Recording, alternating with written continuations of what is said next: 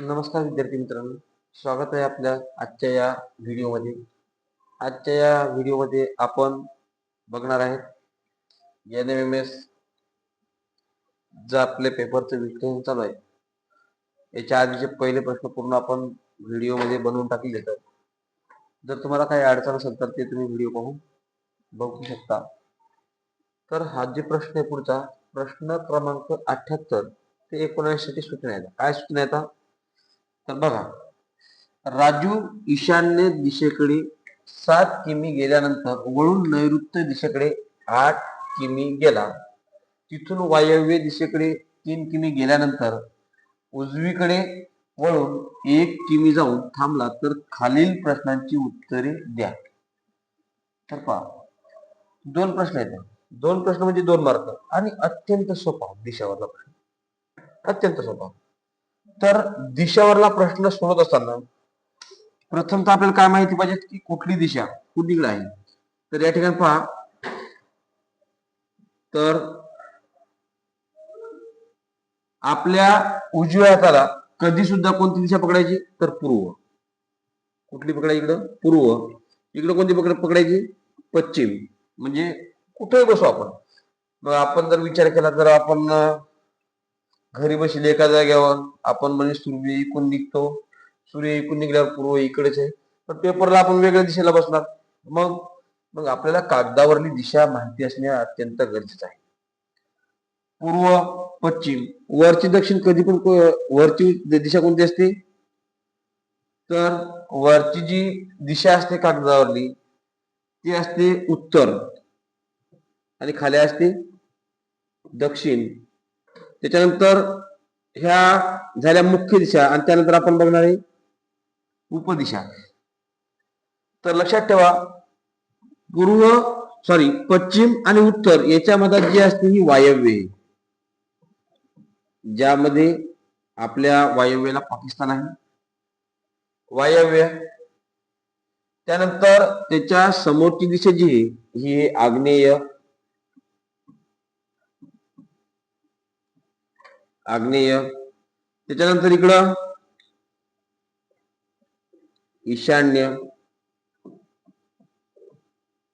आणि या ठिकाणी जी दिशा राहील ती राहील नैऋत्य. ओके, नैऋत्य. तर बघा, या ठिकाणी मला प्रश्न आहे की राजू ईशान्य दिशेकडे 7 किमी गेला. ईशान्य दिशा कोणीकडे आहे? तर राजू कुठे एका जागेवर आपण उभा करा. ईशान्य दिशेकडे म्हणजे कुणीकडे गेला? तर असा वर गेला. बघा, ईशान्य दिशा कुणीकडे आपली अशी वर. आणि किती गेला? तर 7 किमी. 7 किमी जाओ, मीटर जाओ, जे काय असेल ते आपण लिहिलं. 7 किमी गेला आणि गेल्यानंतर वळून नैऋत्य दिशेकडे वळाला. आता नैऋत्य कुणीकडे आहे? तर खाली 8 गेला.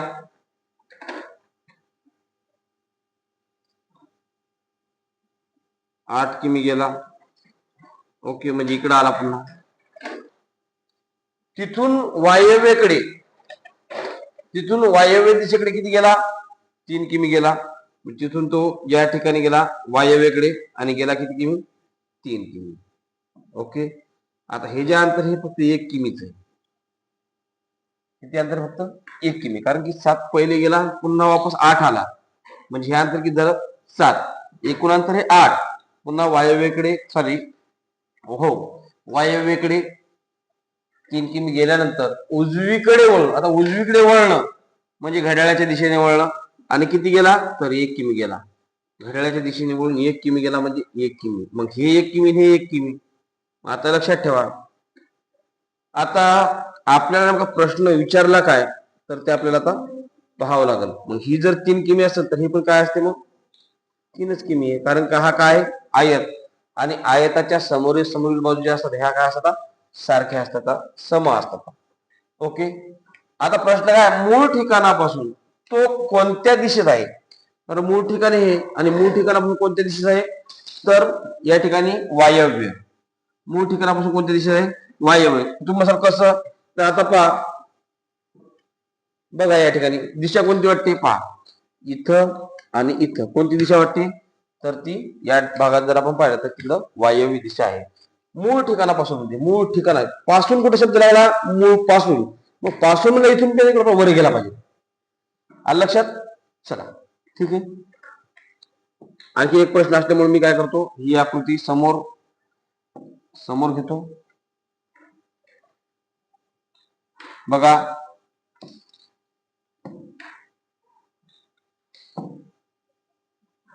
या ठिकाणी आली पुन्हा अजून एक आपल्याला आकृती घ्यावं लागेल तर ही हा भाग आपल्याला पुन्हा तिकडे न्यावा लागेल जेणेकरून तुम्हाला प्रश्न पुढचा काय आहे बघावा लागेल म्हणजे आपल्या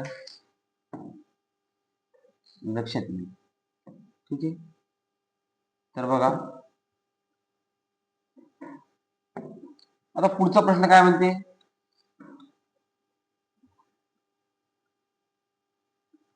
हा प्रश्न तुम्हाला क्लिअर दिसत असेलच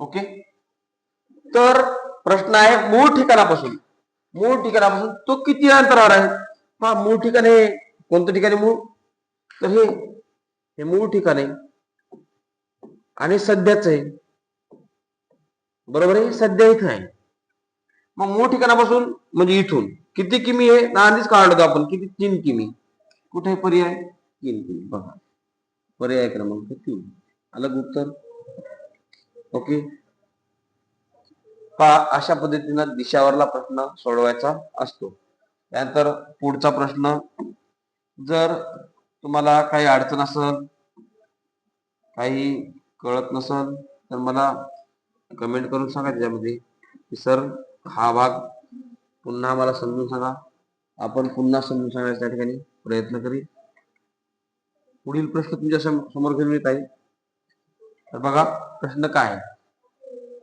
2017चा स्वातंत्र्य दिन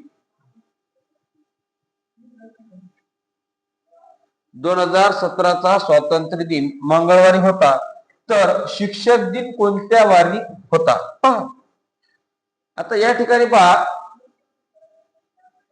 इतका सोपा प्रश्न आहे एखादं येडं जरी आलं ना येडं म्हणजे त्याला थोडंफार माहिती असलं पाहिजे नाहीतर मग येड्याला पण सोडवता दिलाय म्हणजे नियम माहिती पाहिजेत तर नियम काय तर नियम असा असते की बा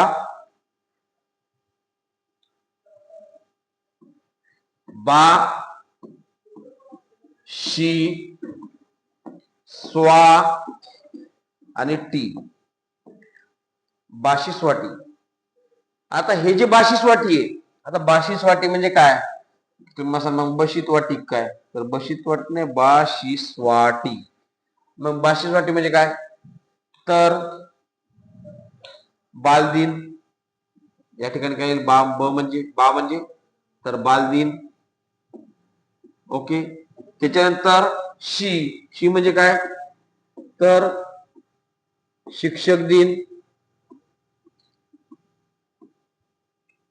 त्याच्यानंतर स्वा म्हणजे काय स्वातंत्र्य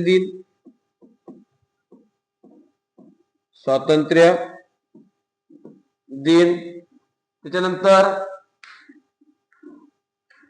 टिळक पुण्यतिथी जे आपले लोकमान्य टिळक येतं की लोकमान्य टिळक पुण्यतिथी आपण टिळक काऊन म्हटलं कारण की आपल्याला शॉर्टकट थोडीशी लक्षात येईल काय तर पहा बाशिसवाटी आता ही जी बाशिसवाटी आहे तर याचे जे वार आहेत हे वार सॉरी हे जे दिवस आहेत हे एकाच वार येतात मग ते वर्ष कुठलेही असो लीप असो की सर्वसाधारण वर्ष असो लीप वर्षामध्ये फेब्रुवारी महिना 29 दिवसाचा असतो आणि सर्वसाधारण महिन्यामध्ये फेब्रुवारी महिना 28 दिवसाचा असतो आणि हे जे काही दिवस येतं आता मग सर बालदिन कधी असतो बरोबर आहे मग बालदिन कधी असतो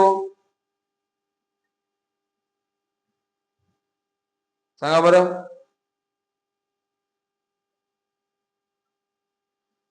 तर बालदिन या ठिकाणी काय असतो 14 नोव्हेंबर बालदिन त्याच्यानंतर शिक्षक दिन कधी असतो मग शिक्षक दिन कधी असतो बा तर 5 सप्टेंबर. ओके.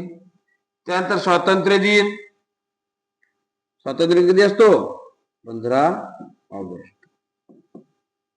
आणि त्यानंतर टिळक पुण्यतिथी. तर टिळक पुण्यतिथी असते 1 ऑगस्टला. अलग लक्षात. आता हे जे वार आहेत जसे की 14 नोव्हेंबर, 5 सप्टेंबर, त्यानंतर 15 ऑगस्ट, 1 ऑगस्ट, तुम्ही कुठलंही कॅलेंडर चेक करा, कुठल्याही वर्षाचं कॅलेंडर चेक करा, तुम्हाला हे जे वार आहेत, हे जे दिवस आहेत, हे एकाच वारी आलेले आढळतील. म्हणजे एखाद्या वर्षात जर बालदिन सोमवारी आला असेल तर शिक्षक दिन सुद्धा सोमवारची येईल, स्वातंत्र्य दिन सुद्धा सोमवारची येईल, टिळक पुण्यतिथी सुद्धा सोमवारीच येईल. मग या ठिकाणी आपल्याला काय विचारलं तर 2017चा स्वातंत्र्य दिन मंगळवारी होता म्हणते. तर शिक्षक दिन कोणत्या वारी किंवा शिक्षक दिन कोणत्या वारी होता? आता मला सांगा, स्वातंत्र्य दिन 2017चा वर्ष कुठलंही असो, समजा कोणता होता म्हणते मंगळवार. मग मला सांगा, इथं जर मंगळवार असेल तर मग सगळीकडेच मंगळवार आहे. मग विचारलं काय? शिक्षक दिन. मग शिक्षक दिन ला कोणता वार येईल? तर तोच वार राहील. कोणता? मंगळवार. म्हणजे वारात कुठल्याही पद्धतीचा बदल होणार नाही. फक्त एक प्रश्न व्यवस्थित बदला. काय होते कधी कधी आपण इतके जोशमध्ये असतो आणि जोशमध्ये होश गमावून बसतो. एखाद्या प्रश्न कसा असतो, 2017चा स्वातंत्र्य दिन किंवा एखाद्या वर्षातली 2000 किंवा वर्ष दिलं नाही, एखाद्या वर्षातली स्वातंत्र्य दिन मंगळवारी होता आणि मंगळवारी मुलांनी असं ठरवलं की शिक्षक दिनाची तयारी करण्यासाठी आपण आदल्या दिवशी त्या ठिकाणी भेटूया. तर ते मुलं कोणत्या दिवशी भेटले? आता तुम्हाला वाटलं, असं वाटतं की स्वातंत्र्य दिन शिक्षक दिन दोन्ही शब्द आले, तर मग या ठिकाणी काय होते, आपलं नेमकं उत्तर तिथे चुकते. मग या ठिकाणी काय पाहायचं, स्वातंत्र्य दिन आणि शिक्षक दिन आहे, पण वार कोणता आहे, कोणत्या वारी येईल तेच विचारलं. बस 2017चा स्वातंत्र्य दिन मंगळवारी होता, तर शिक्षक दिन कोणत्या वारी होता. म्हणजे शिल्लक काही विचारलं नाही, म्हणजे आपल्याला तोच वार काढायचा ज्या दिवशी शिक्षक दिन आहे. म्हणून आपला वार कोणता येणार वार? मंगळवार. म्हणजे आपलं उत्तर काय आहे? नंबर 3, पर्याय क्रमांक 3. ओके. चला नेक्स्ट बघू आपण या ठिकाणी. तर पहा,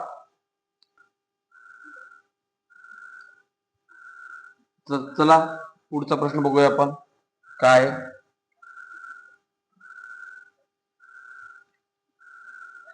प्रश्न क्रमांक 81. पुढील प्रश्नातील पहिल्या 2 मांडणीतील गणिती क्रियांचा अभ्यास करून प्रश्न चिन्ह काय येईल ते पाहायचं आपल्याला. योग्य पर्याय निवडा म्हणते. ओके.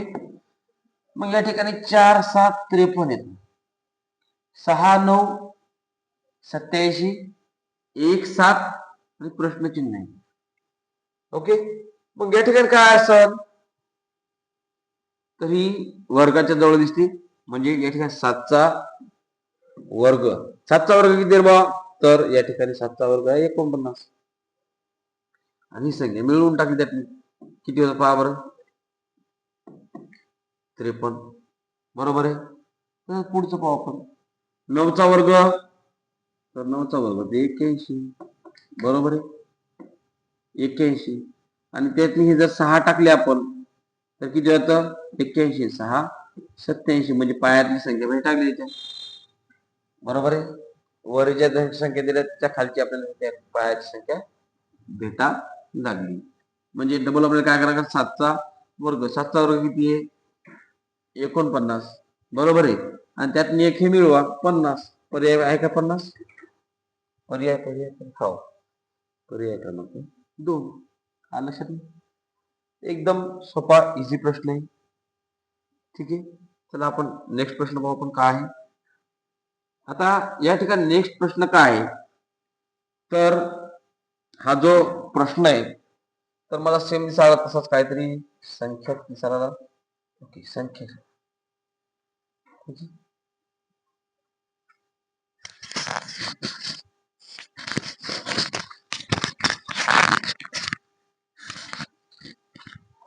संख्या 10 मग आता या ठिकाणी काय करायचं, 60 कशी मिळतात आपल्याला पाहायचं. पहिले 60 पाठवू. 6 4 10, 10 3 13, 13 2 15.